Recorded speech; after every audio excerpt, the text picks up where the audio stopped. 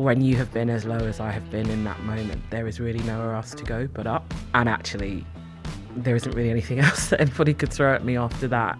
It's just about how you build what you do and just having a resounding faith that everything else is going to work out. Just put in the work, put in the time, and the right people will help and support you.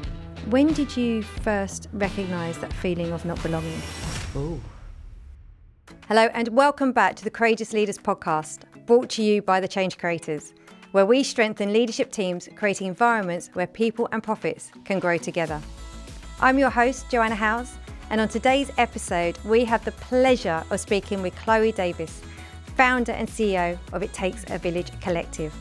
Chloe is an award-winning founder, creative visionary, and social impact leader, dedicated to increasing Black women's representation in advertising through her agency. So let's get started. Chloe, welcome to the show. Thank you so much. So exciting to have you here. We're like, I'm not sure yes. who's more excited. And as you know, I go straight in. Mm-hmm. What is that courageous moment for you? I guess courageous moment is a big deal for me. It's the reclaiming of resilience, I think. You know, oftentimes, especially with the Black community, resilience is a bit of a dirty word and, you know, we have to be so resilient. And I think my life's journey has been those resilient moments of loss or grief or trauma. And so I think I've turned my resilience into one of my greatest strengths. You know, we found, or I, there's no we, I found myself in a period about 2 years ago in a really, really dark place that had kind of come from the actions of, you know, those who said that they would keep me most safe within my role and how I was kind of building my future for It Takes a Village Collective. Okay. And that drastically changed overnight and went from high to very, very low. And what do you do in that situation where you have to persevere and you have to push on, you have to rebuild, but you don't really have anything or any strength to be able to do that? And also how you can talk about it and how you can heal about it isn't out loud and isn't public and isn't something that you can adequately get support and resource for because nobody knows. So the hard thing is like, can I talk about it? And who can I ask for help? And who can ask Where for help? is that? I suppose because if you feel like you thought you were in a safe environment and then you're not, and then does that make you then just question what is safe? Absolutely. And I think it's a question that I've tried to find an answer to my whole life. I've, you know, experienced child loss and child trauma at a very, very young age. I think from 8 to 14, I lost the three most important people in my life. So much of my life has been about finding safety in community. That's probably why I exist in so many different spaces. And it's really the only thing that I ever kind of demand of whomever I work with, work for, or work alongside is respect me, value me, and I guess keep me as psychologically safe as any safe space can be. And so when my safety is broken, that's pretty much kind of my one big trigger, and was done in such a way that I really had nowhere to turn. What do I do as a working parent to two neurodivergent little boys? I'm building something, so this is me going out on my own. I don't have a whole team of people, and also I have a responsibility and a visibility that comes with its own level of accountability to an industry that have an idea and a version of who they think I am and don't really understand the reality of who I am and what that means. Yeah. And so when you carry all of that to then be back outside and have to re-navigate new territories, new waters, without being able to explain to people how you move or why you move or what actually has happened. I think that period is probably the darkest that I've ever been through, but also the best thing that ever happened to me, if that makes sense. Yeah. You know, I think the thing that I told myself at my darkest moment, and actually I talked about this with my dad a couple of days ago, was when you have been as low as I have been in that moment, there is really nowhere else to go but up. And actually, there isn't really anything else that anybody could throw at me after that. It's just about how you build what you do and just having a resounding faith that everything else is going to work out. Just put in the work, put in the time, and the right people will help and support you. Well, I'm just curious. I always just trust the questions that come up. And the Yeah. one that I'm really curious to ask, when you look back and reflect, what do you think what was the thing that hurt you the most with what happened, with all the things you went through? I guess because of the sum of the different things that I've gone through, every time that something happens, you learn and you re-establish and re-communicate, I guess, your own rules of engagement. And I think this was the very first time where I was very, very clear. This is who I am. This is what I represent. This is what I'm coming to do here together. These are my non-negotiables. Please stop disrespecting my non-negotiables. And we got to a point where that happened time and time again. So to start to realise a forever dream, and I used to have it been in my head for about 7 years, to with full awareness know exactly where I was at, and that be openly and transparently communicated, and then to knowingly make the decisions that were made that harmed that. I think for me that was the biggest betrayal. I was going to use the word It was betrayal. And it's not a word that I like to give too much energy to, but it really felt like the ultimate betrayal of, but you know different. Yeah. So why would you do that? And why would you do it knowing the repercussions? And I guess from that, then to gaslight and kind of not take accountability for actions or repercussions of what had happened from those decisions. I think for me, that was the unforgivable. You know, I could understand if you didn't know, but it's not a place where you can really give someone grace when they had all the information. They just chose to make a bad decision and keep making bad decisions. And I think the thing that I felt at the time was, if this is happening to me, as senior as I am, what the hell is happening to everybody else? Yeah. And whilst I am feeling, you know, Oprah says, were you silent or were you silenced? And I really, really felt that. But if I felt like that, and I have a passing privilege and a platform to be able to say certain things and be listened to and heard, then what is that like for everybody else? And it kind of just, it was like history was repeating itself. And I just thought, nope, kind of this ends here and we've got to try and do something about it. Was that the thing that ignited the fire in you to be like, I am going to keep going, I'm going to find a way? Because it was kind of, it's only like bigger than you. Yeah. It's like, I think this is happening too much. I think it reminded me.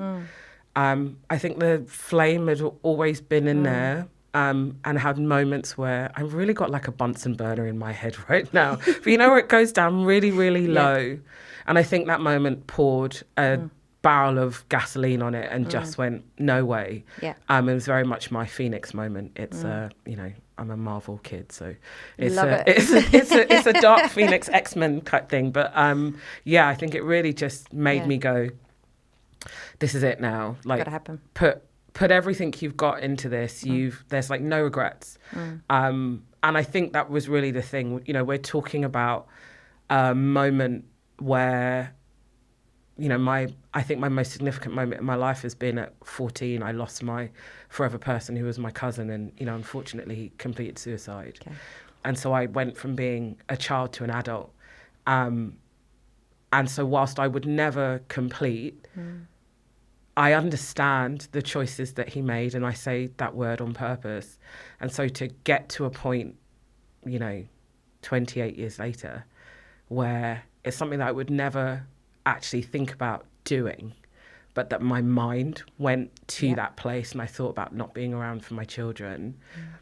For me, that was like, we will never come back here again, but also use this as a reminder of where you're never going to go and just how important this moment is. And sometimes people don't get that kind of second shot for that moment. Sometimes people's choices in those really, really dark places determine where they go. And so I probably wouldn't be here if it wasn't for my parents who really just, like, my dad literally said 2 days ago, we kept you alive whilst trying to keep ourselves alive at the same time. And that's not said lightly. That's just, you know, from a mental health perspective, I was completely broken.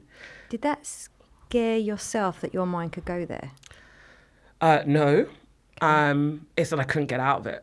So that was a scary bit. Yeah. It's like, how do I go from here? Yeah, like I had it at 14, and then I had my first episode when I was 24. I basically had a full physical, emotional, mental breakdown. Okay. I ended up in hospital for 3 days. I was working for John Lewis Partnership, and they were great, and came knocking at my door because I hadn't been at work. Yeah. And tried antidepressants. That didn't work. But through occupational help, every partner still had access to training and therapy, therapy and counselling. So John Lewis said I could have 6 to 12 sessions. I had 13, that's why I got 13 tattooed on my wrist. You make your own luck. And so I knew what it was like, and I've continued to have worse episodes than that. Right. I always say that I'm a mental health survivor. I don't live with it, it lives with me. Okay. And so it's how I navigate. Like, there's absolutely nothing wrong with me, but it's just there are some things where I need more reasonable adjustments than others. That's like a lot of different people. Just help me understand, so to make sure I'm understanding. Yeah. So will it be a event that can send you, or it can literally just creep up on you?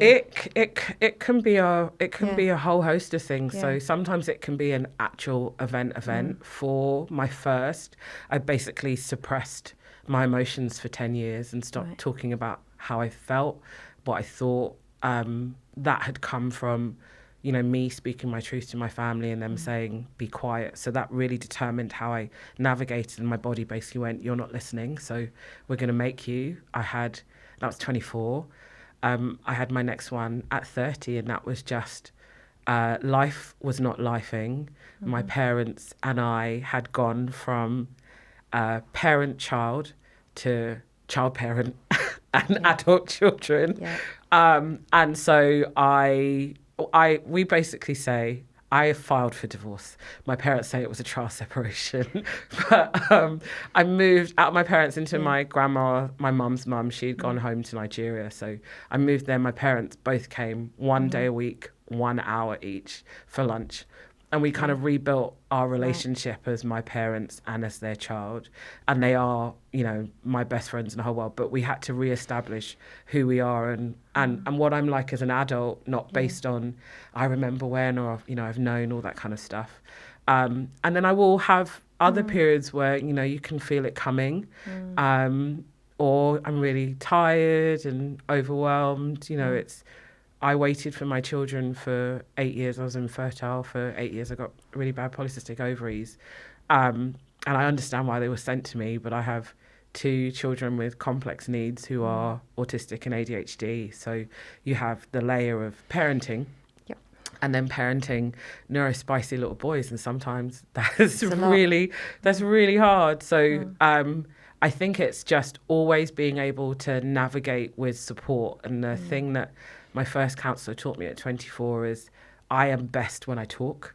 I'm best when I kind of express and find a way, whether that's through therapy, and I think everybody needs therapy, or just communicating. And so, when I guess people ask why I am so vocal in the way that I am so vocal, is that's the way that, for me, it's normal. You're supposed to be, but also I really understand that my light is disruptive as fuck.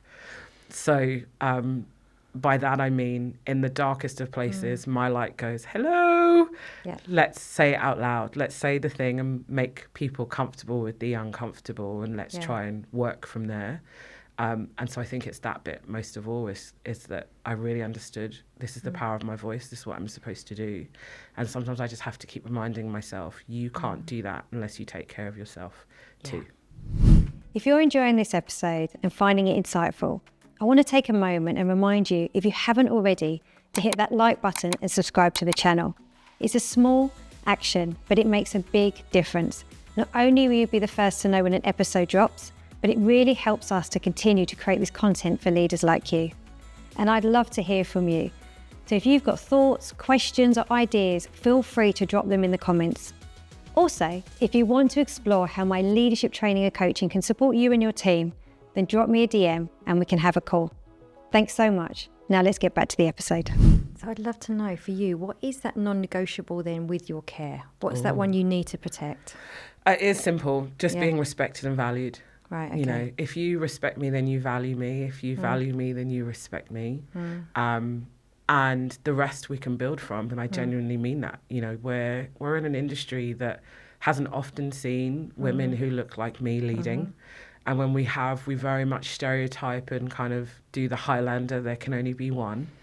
And also, when you haven't seen something and you base it on what you have seen, and I say this as an industry that I adore, but oftentimes I think we've created our own problems because we are the custodians of people's stories. You know, not only is it our duty to tell them with people and with community, but for decades we've done it for and on their behalf. And so when we have determined whose stories should be heard and whose stories should be told, and we haven't seen the most marginalised of communities in abundance in films, on TV and screen, in adverts, then of course it's really difficult to imagine something that you haven't seen whilst also accepting that we created our own problem. And I could be having this conversation for parents, LGBTQ plus, more women, other communities. Like, this isn't a singular story. It's just nuance based on the different communities that you exist in. How do we keep creating spaces, communities where we can tell these stories out loud, but also knowing and acknowledging that we have to build a body of trust with those communities, because when you haven't done something for so many years, there is distrust, there is hurt, and so we have to keep building bridges, and sometimes we might have to take the L, even though that's not something that we're used to. So it's a constant, and you only get it when you can see it and when it's shown. You know, words are meaningful, but most of the time they're not really impactful. You have to do. You've got to do action. You've got to do action. Change. I'd love to know because the communities are so important to you, and would you say community is what's been really helpful for you becoming who you are today? Absolutely. When did you first recognise that feeling of not belonging? Oh, 7. What happened? I have a very high IQ. I'm actually classed as gifted. And I got moved up at school. So instead of doing year 4, I did year 5. Then I did year 6. I'm born on the 1st of September. So I'm the oldest in the class. And even though I got into secondary school, the school board did not want to make an exception. I'm going to use offensive language, but did not want to make an exception for a little black girl. So I didn't get to go to secondary school. I had to repeat a year. I think that was the first time that it took a toll. You know, I'm not going to say my teacher's name, but she used to tell me, we know that you know the answer, put your hand down, let somebody else have a shot. And so this little girl who loved learning and was really proud of being intelligent and smart and wanted to better herself and really do all of those things, having a family that told her I could do all of those things, I guess, to be let down in such a way, and also to have been so far removed from my peer group for so long. All my friends went off to secondary school and I had to go back to a year group that I hadn't been with for 2 years. I think that was the first time where I felt, I wouldn't say abandonment issues, but I would say probably the beginning of something along that kind of spectrum of, well, who is here for me if nobody else here supports me?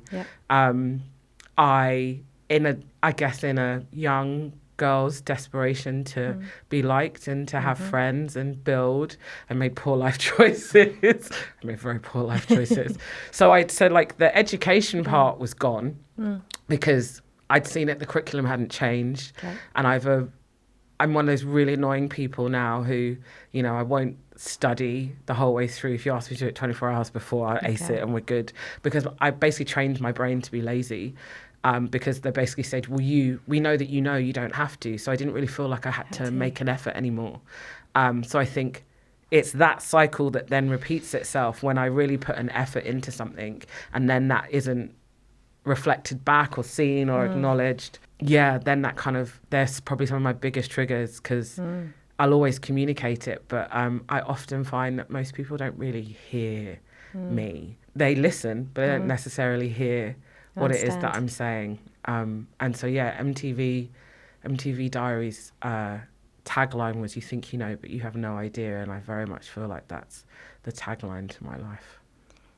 On that tagline, sitting here now, what do people not understand? If you're sitting in now, like, 'cause I know you're on stage, it's brilliant. What do people not think to ask you or to really find out, to understand? Do you know, it's the most obvious one, who I am and where I came from. Yeah. You know, it might seem so simple, but I guess people are very, very surprised. I give you a post. Someone said to me last week at Advertising Week, he said, "Oh my God, you're everywhere." And I said, if I was a white man, would you ask me the same question? And he said, touche, and then walked off. But my mum was the first black department manager for John Lewis. She worked at Peter Jones for 35 years. I got to go to school in Kensington and Chelsea because that's where mum went and dad was at HMSO. You grow up in Chelsea, you grow up in the echelon of, at the time in the 90s, you know, Peter Jones was the only John Lewis with a royal warrant. So from 16 and 4 days old, when I was legally allowed to work, and my parents said, "We cut your money, aka we don't want to give you anything anymore. You know, you've got to start earning." And even when I did, I did chores, and that sort of equated to, like, you know, my £10 a week. It wasn't massive. I've grown up in that world my whole life, going to primary school and secondary school on what is essentially one of the King's Road to the other. That was my playing field. And so when you meet people from all walks of life, and, you know, Peter Jones at the time, I've grown up serving kings, queens, princes, princesses, celebrities, but also everyday people. And there were only really two roles. It was to be served. You came there to be served, or you were there to be of service. It didn't matter what colour, what creed, your age, your gender, your race. Was just, were you there to do, you know, either of those? And, you know, doing that from 16, being a manager by 17, I learned the full array of people, to see the best of people, the worst of people, the heart of a person. And that has pretty much been my career the whole way through. So, and I've been working since I was 14, and I'm going to be 43 this year, so it's almost a long time. 30 years. And then you set your own company up, which we will get to. But it's what I mean, it's just like silly things of, I look like I'm probably in my 30s, you know, I still get ID'd in Sainsbury's, and I think 25. And so a lot of people are like, "Oh my God, but you're so young." And it's like, but I'm not really. Yeah. And that's what I mean, like, going back to that first point, it is the assumptions based on what you see that has been created by our collective industries, that people go, "Oh, I know who you are and I've worked you out." And it's like, well, actually, you didn't ask me who I am. You just made a preconceived notion. Assumed. So I think it's in that part, you know, if you knew my origin story, I think it's why it's so important that I talk about that now. If you knew where I came from, who my mum is and what she did, and that I knew all things were possible. And, you know, she's, in doing what I'm doing and setting up ITAV, you know, we had these conversations. My mum was, you know, she never felt like she could take her flowers, or that she'd earn the right to, based on how she came up. She was a deputy department manager for 16 years. It took her 16 years to get the title. Gosh. And she loved, you know, all she ever wanted to be was a department manager. That was her aspiration. She'd always wanted to work at Peter Jones. For her, that was enough. Yeah. And, you know, she did what she was told. You know, when she was told she's not ready yet, she's got to be like more like this, do this. She did all the things that she needed to, but never really got the gold. So, you know, when she did get the role, and she was, you know, the first black department manager, she worked in, well, it was children's wear at the time. It's now called nursery. But she had such an incredible array of relationships. She helped change what is now the nursery offering, because she worked together with the buying team. They had such a great rapport. Yeah. She trained hundreds of managers, some of which who've gone on to be in the really, really high heights. And she had such a respect from, you know, what we would now call the SLT. I grew up seeing, you know, the chairman and different, you know, EDs and managing directors, and they all have such positive things to say about my mum, but they could have collectively, I think, done more for her to get ahead, and, you know, that didn't happen. So 22 years later, she got her DM-ship in 2002, was 23 years now. If my mum hadn't gone first, there'd be no Dame Sharon White. you know, in what I get to do now, I actually got to introduce them to each other last year. And that was an incredible moment. But yet she still hasn't been acknowledged by John Lewis. And so it's that. Those things. It's that bit more than anything else. And that's how my mum felt. And so when I joined at 16 and became a trainee manager by 17, the comments were, oh, of course, you're Nikki's daughter. So and it was like, no, my name's Chloe. And, you know, when I came here, it was, you know, what did she say? She said, don't chat my business. And don't embarrass me. Don't embarrass me, don't chat my business. There were the two. And the third unwritten one was that I don't know you. So you couldn't say mum? No, that was from my mum. I could say mum. I tried to say mum on a regular basis. You know, I guess now we call it the opposite of Nepo baby. Like, it really was, I don't know you. And so when I became a manager, her friends who were other managers would say, we're going to be harder on you than anybody else because of who your mum is. And I would go home and be like, are you, like, hi, please, you know, this is this is unfair, and I'm not asking for special treatment, but, you know, it would be nice. But we laugh about it now, but at the time my mum was my first enemy because she had been onlyed so often, and I guess conditioned to be in this kind of like ladder up mentality, that for me to come in as young as I was and start going on a journey that had taken her so long, it didn't really matter whether I was her daughter or not. It was just too painful for her. And, you know, there were some things that should never have happened that happened. And 20 odd years later, we're still talking about the same thing and having the same conversation. So, but I think it was that impacted more than most. So, I think for me, it's if you knew those things, and when I'm given the opportunity to explain those things, often people go, oh my God, of course. Yeah. You know, that makes sense. But I've been managing people from a, you know, very young age, moved up to John Lewis Trafford when we opened a Trafford Centre, and there were 5 of us senior section managers from around the business, and we trained 625 members of staff in a new concept, John Lewis. And that was in 2005. Amazing. So, I think it's often why I say, you think you know, but you have no idea. But I often say now is ask more questions. And when you ask questions, you actually get the answer, and it kind of goes, oh, of course. It sounds like you've been a courageous leader for a long time, a very long time. I wouldn't have always known what that meant. I feel like the last 2 years I've really understood what it means, and also the real definition of what it means to lead, which I think still makes me uncomfortable, and I like that because it keeps me honest. But when you build something that takes community along with you, you have to understand that we have a responsibility, but we have an accountability too. And I think that's the thing that I've learned, is to really practice what I preach and to keep pouring back into what pours into me, and vice versa.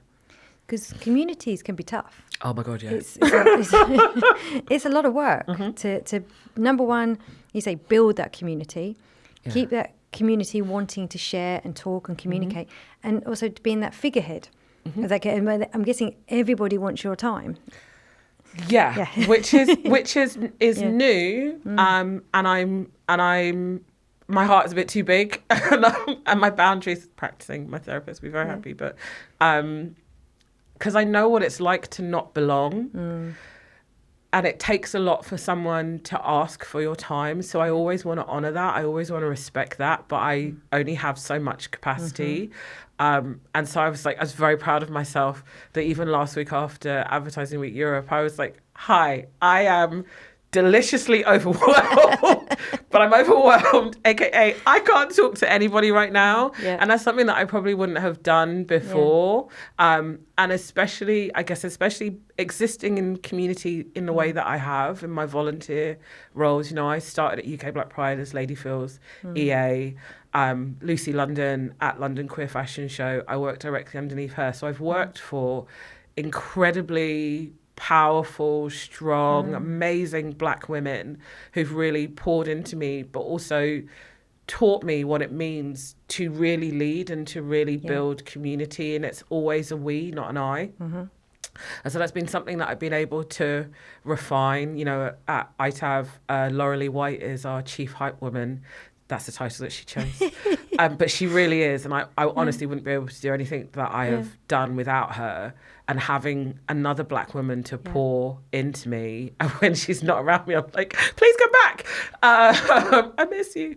But it is that reminding of like, no, you need that. And I'm very good at being able to do that for everybody else. And I'm just being really honest.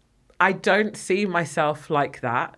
It's not that I don't know that I'm not a baddie and I understand exactly who I am. But in my head, that's not the way that I view myself. So sometimes I actually do forget, oh my gosh, no, we need that first line of defense. Like that's the bit that you need. And I think that's the bit that I'm practicing more and more of. Good. But it's new. Work in progress. It's a work in progress. And it's definitely new. And I think that just comes with an arrogance that I don't even want to bring into my circle, because my personality will be activated in ways that it just doesn't need. And I think that's because I've seen my mum, I've seen others. My mum came to the UK when she was 5. We call her the Black Hyacinth Bouquet. It's I've seen her on video. It's brilliant. Right. It's brilliant. She is incredible. Yeah. But in some instances, she is a very Nigerian Yoruba babe. And in other things, she is incredibly well-spoken British woman. And sometimes when the two combine, and so my dad laughs and my dad says, I have never met anyone like your mum. And also anyone that at times can be so arrogant. And I'm like, I agree. I understand where you go from. No disrespect, but she's really like very forthright. Yeah. And so I think when I've seen the best and the worst, and my dad is very like quietly confident. He's a Leo. It's very true. My dad is like king of the castle, and we call him Last Word Davies. And I'm going to get in trouble for saying this, but but it's that I am always a reflection of my parents. My granddad spoke 14 languages. Oh, wow. He's incredible. He was an accountant that I think strangely wanted to be a headmaster. My cousins and my siblings, we've all been going to my granddad's in Colchester, my grandma and granddad, since I remember since I was about 5. We were having lessons during, the holidays, and education was always key. So when you've got a makeup of that, how I navigate, and also that my parents will humble me very, very quickly. Last week was amazing to, have the headline slot at AWE. I went upstairs to the VIP lounge afterwards. My mum was like, okay, so you're going to get us a drink? You can get us some snacks? And I was like, wait, hold on a second. Celebrate me. I'm the important one here. Like, this isn't about you. And my dad was like, my job here is to, like, bring you back to earth. I was like, do I not get 5 minutes? So I think it's that bit. My head is always like my dad is like, you're not that, like, you're special, but you're not that special. Yeah. And yeah, so I've never really thought like, oh my God, I am, like, I know I'm her, but out loud, I'm her. Because I just think when you start to think like that, it just becomes a bit of an insidious thought. Yes. I just need to be better at, I am a person of somewhat visibility. You are, definitely. and I need to. And that's just my process and my purpose, and it gets better and it gets better the more that the mirror is reflected kind of on myself. But what are you? I'm curious. Now you are more visible. Yeah. What are you? And your story. Yeah. It's incredible, your story. What is you learning now about yourself? Now you are more visible. Is there new learnings that you're finding? Yes and no. I think for me, a real turning point was last year at ADCOLOR. I coming from John Lewis and a very L&D heavy, and where you were always encouraged to, like, performance management and professional development were top, they really invested. And so also I think that tapped into the little girl that loves, to learn. And so for ADCOLOR, I applied for leaders myself. I really wanted to be in a space, in community with other Black and brown executives who looked like me, to have a community that doesn't really exist in abundance here in the UK for a whole host of different reasons. And so to get in, I was like, oh my God, this is incredible. To then go and be together in LA, you know, there were almost 30 of us together, was just, you know, experience of a lifetime. To be nominated for Rockstar of the Year was one thing. To be shortlisted was absolutely amazing. And I think I was the only UK nominee for any of the awards, which is a big deal. It's massive. It's a really, really big deal.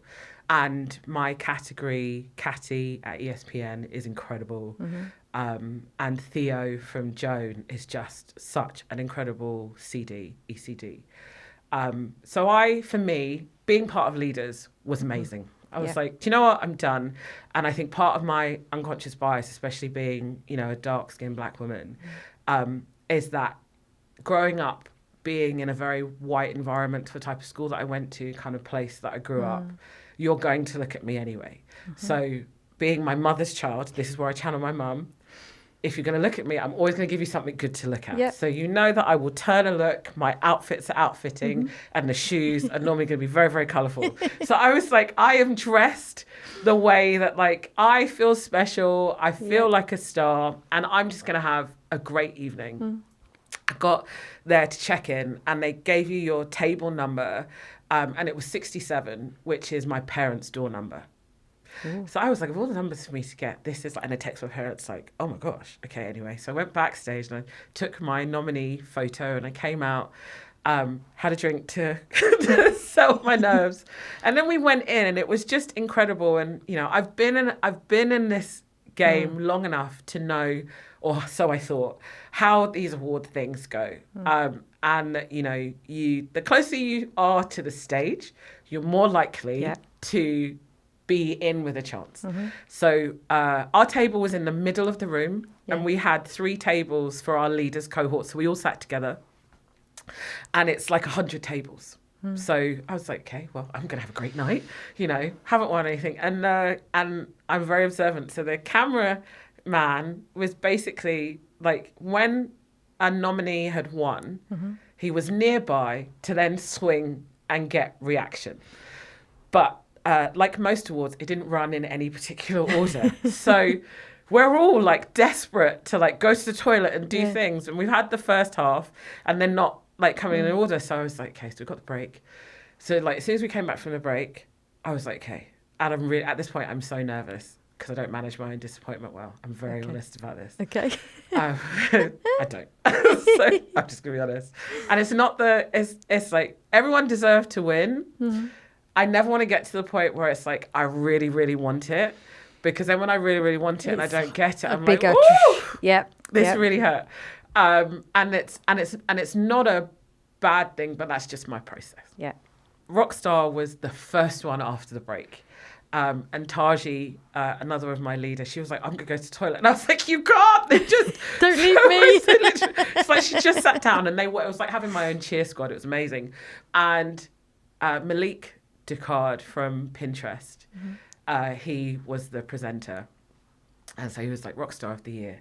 And he said, our first nominee, and he said, oh, it's Chloe Davies. And I don't remember hearing anything after my name because the whole room went nuts. And I was like, I'm going to swear again, I was like, holy shit, what is going on right now? Like, what is happening? All of these people know who what is happening? And then they, you know, introduced Catty and they introduced Theo. And the cameraman had come, like if we were here, the cameraman was like here, but Theo's table was over there and Catty, I think, was just here. So we're all nearby each other. And I've seen him swing. So I'm literally like, I've seen it back and I'm like this. Because I'm like, I can't. And my leaders cohort, I can just hear them whispering. He's like, and the winner is, they're like, say Chloe, say Chloe, say Chloe, say Chloe. And he said Chloe Davies, and I had Beyonce and I are both Virgos, but I had that Beyonce moment from the Grammys before she did. I literally was like jumped out of my whole body because my whole cohort went nuts. And I think like what that moment did outside of my own community in the UK, across the pond, where at the time I believed that most people don't really know, like I feel like a really, really little fish, was seeing myself reflected and actually to hold a mirror up to myself. And it was the first time in a long time that I actually went to myself, now do you see? Like, now do you see? Yeah. And so I think it's from then to now, it's that constant reminder of those moments of like, hold your mirror up. Yeah. You know, do you like who you look back at, but do you actually see yourself? Yeah. And I think it's that more than anything else. Just a quick pause to ask for your help. We received wonderful messages on how the podcast is supporting you as leaders and helping to normalise the challenges you face. To help us reach and support more leaders, we'd love your help. If you haven't already, please can you follow or subscribe on the platforms you watch or listen to us on, as it makes a huge difference. Thank you so much. And now let's get back to the episode. I've got goosebumps. Like, you're, number one, firstly, huge congratulations, but also you're an incredible storyteller. Like, incredible. I'm just captivated completely.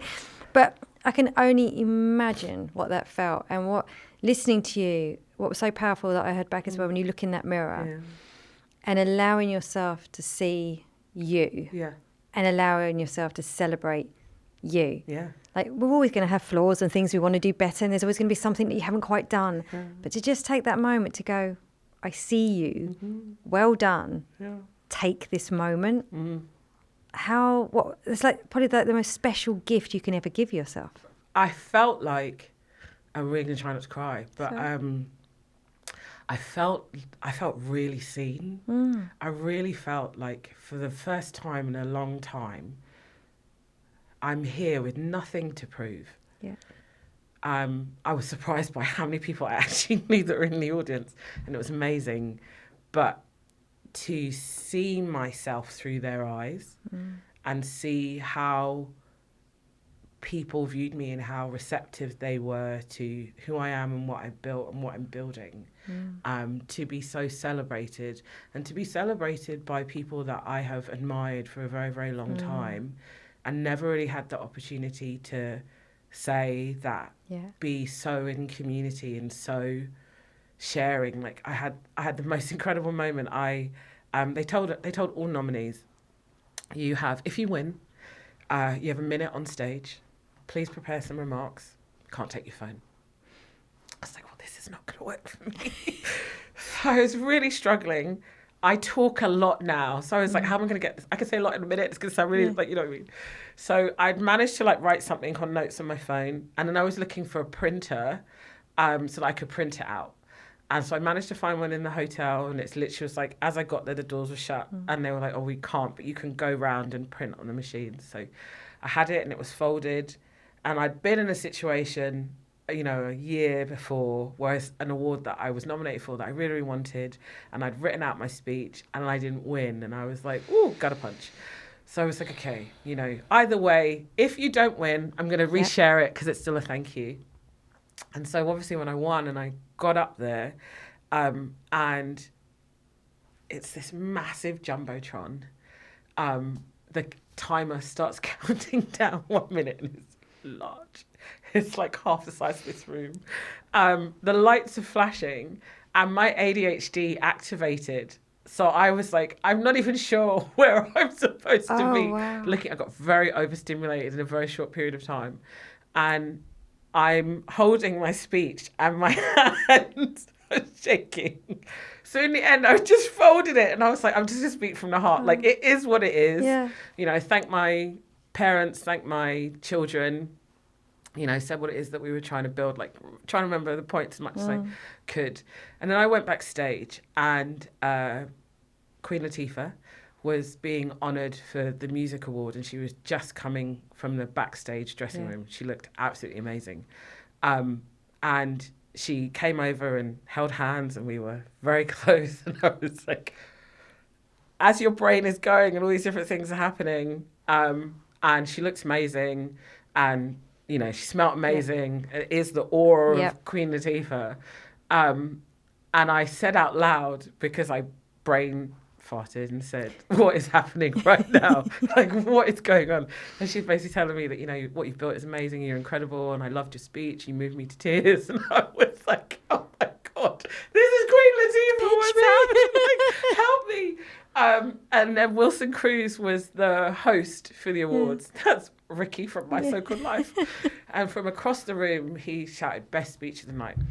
After that, I literally came back. I went back up to my dressing room to change to my second outfit because I'm really that girl. Yes. And I bumped into Wilson in the corridor, and we literally had like 20 minutes of just the most soul-rich conversation. And I said to him, oh, you know, like back home in the UK, you know, I this and I do this. And he said, don't worry, I know who you are. I literally eyebrow. And I was like, after that, you lot can't tell me nothing. Like, there is nobody that can't tell me anything, because I will always check myself. Yeah. And I always have amazing people around me to check myself. But I think it was in abundance with peers, with leaders, with brands and businesses, and also with people who have supported me for so long. You know, Damien Hooper Campbell, who is the Chief Impact Officer of StockX, has been one of my greatest champions. I've known him since he was Chief Diversity Officer for Zoom. He's the first person that ever said to me, you are more than this, why are you here? He was like, build your own thing. And he said that to me in 2020. Ooh. And it's the first time that I saw myself through somebody else's eyes. And it was that reminder of like, oh no, the right people gravitate, just keep doing what you're doing and people will see you. But it's not about being seen, it's because you've actually done something, you're purposeful, you're impactful. So yeah, and the moments that have come from there have just continued to build to that. But the thing has been that I don't do any of that by myself. Yeah. It's that I always do it in community, I always do it in the collective, I always do it with others. I am me, and I will always build for me, but I'm always honest. You know, community helped me get to where I am today. So if I build anything, it's also got to be for community. Thank you. Thank you. Thank you for everything you've done, and the commitment you're giving, the care you have, and how much you have brought all of you to your work. Like, this is truly embodies everything you stand for, care for, have been through yourself. And I can only imagine being part of your community where your community feels seen. And what a gift. The thing I've really been reflecting on this, we talked about this at Advertising Week. Yeah. My community is an abundance of people who don't all look like me. And for me, that's really, really important. My children are biracial, they're half white. Yeah. My greatest champions have been white men. I'm always really honest about that. You know, in this industry, I've had really amazing people who haven't been so great, but really amazing people who have. And so, you know, for me, people like Karen Stacey, you know, DCM and Simon Cook and, you know, Ruth Mortimer and, you know, you and other people who've just uplifted and continue to uplift because you see what I have to offer and my skill set rather than the colour of my skin. And it's that part, you know, there are, and it's the conversation that I want to keep having because we really need to have this conversation, is that's how we build together, is that we do it together. It isn't combatant, it isn't a them and us. And also it's, to use the phrase that is so often co-opted in our industry, but it is the sweetest of sweet spots. Yeah. Like, that's the place where we can really build intentionally and create meaningful relationships. And sometimes the barrier is that we don't always see each other. We don't always have the time to break bread. But when we do, that's magic. That's where the magic happens. Yeah. And so it's that bit. It's continuing to show that that's possible. It's continuing to tell people that there is no divide. Like, the right people will see you, and maybe they don't necessarily know how to build, but first you have to break something to then build a strong foundation. And I think that's the thing is, you know, having been in this game now for almost 3 decades, and knowing that it's always rooted in strategy, but education, learning, and how we develop together, that's how you build something rather than just take a sledgehammer to it and completely a solid foundation that can grow, not just whack it. You know what I mean? And so it is like when anyone asks me why is my email architect? Why do I call myself an architect? Is because throughout these years, I know what it takes to build a strong foundation. I am not the community builder. That's not my place. My thing is to go, okay, what's the problem? Oh, okay, so you need this person over here and this person over here. And that's how we can kind of build. And I can do this bit. I'm a cultural strategist. That's what I do best. I can see the big picture. Yeah. The operational element of it, we're going to need this person and this person and this person. And then that's how we move together. And let's stop fighting for the same slice of pie. Like there's a whole pie. There's a massive pie. Some people like ice cream and some people like custard and some people like both. But it's there's enough choice for everybody. Like get out of your way of like, it's this bit here, it's this bit here. And I think that's one of the conversations that we have to have out loud. It's like, we have built this competitive and there's nothing wrong with being competitive. Yeah. But I came into this industry, this side, having been client side for a very long time, in 2021. And in 2025, for people who had been here for 20, 30, 40 years, never in any of your lifetimes would you ever think that the holding groups would come together, that, everyone would play nicely with each other, that actually it's okay if you lose this account because you win this one over there. Like, that's the only way that we're going to get anywhere. Didn't COVID teach us anything? We were better when we were together. That's how we got through it. So I think as an industry, we just have to, like the words of Mufasa, like remember who you are and get back to that bit. Yeah, 100%. I couldn't agree more. Yeah. And I can't believe where the time's gone. There's so many things I still want to talk about. So I will be booking you in for a part 2 because we're going to have to. We did talk about this. We're like trilogies. We're in the Hobbit now. We just did the first bit, and I'm going to need, because we've gone over time, but I just could continue. But I will ask you just very briefly. What is that advice though when you look back to your younger self? Yeah. You've got such a story and so many things you've experienced. What would you pass from now? 14-year-old me, I knew exactly who I was. I was in my brain unstoppable, and I'd known that, I think, before that, from like 7, 8. So I think it's just, like never forget who you are, and never be so desperate to be seen. Just, it's hard, but that's faith. It doesn't matter, whether that's religious faith, whether it's faith in the universe. Everybody has to believe in something. So believe in yourself, because nobody else is going to believe in you if you don't. And I think I forgot that for a very, very long time. And that now is like something that I constantly remind myself. That's beautiful. I can just, makes me go, just imagine your younger self just looking in the mirror now going, I am enough. And I see so many like young Gen Z black girls who haven't lost that innocence, who are so determined to just live in the fullness of themselves. And I imagine how much more I could have achieved if I still existed there. And it's really important to protect that and keep that safe.